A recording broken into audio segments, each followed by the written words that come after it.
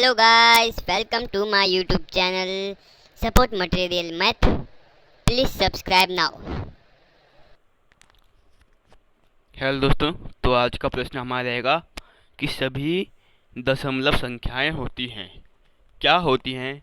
क्या वे परिमेय संख्याएं होती हैं? क्या वे अपरिमेय संख्या होती हैं?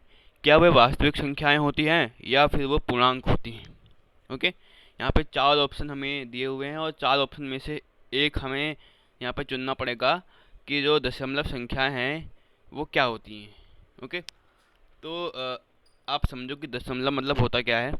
दशमलव मतलब जिसमें हम बोलते नहीं कि 2.1 है या 3.1 है या 5.6 है, तो ये जो पॉइंट होता है यही आपका दशमलव कहलाता है। ओके, अब जितनी भी दशमलव संख्याएं होती हैं जैसे ये हो गई, ये हो गई, ये हो गई, अब इनमें क्या होता है ये हमें निकालना है। ओके, यहाँ पे मैं थोड़ा सा आपको बता देता हूँ कि इनमें से क्या है ऑप्शन सही। ओके, सबसे पहले हम बारी बारी करके सभी को देखेंगे कि क्या होते हैं। ओके, अब परिमेय संख्याओं को देखो, तो परिमेय संख्याएं वो होती हैं जिसको हम p/q के रूप में लिखते हैं। ओके, और इसको दशमलव के रूप में भी लिखा जाता है, जैसे कि एक एग्जांपल मैंने मान लिया 9.999999।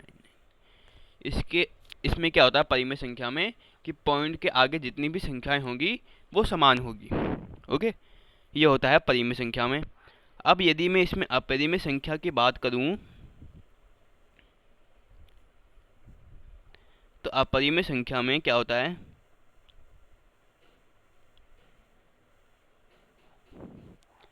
अपरिमेय संख्या को हम p/q के रूप में नहीं लिख सकते हैं। ओके, और यदि ये भी दशमलव में होता है पर इसमें 8 7 6 4 5 2 ऐसी कई सारी यहाँ पे संख्याएं आती जाती हैं, पर अलग अलग आती है, समान नहीं आती है पॉइंट के बाद।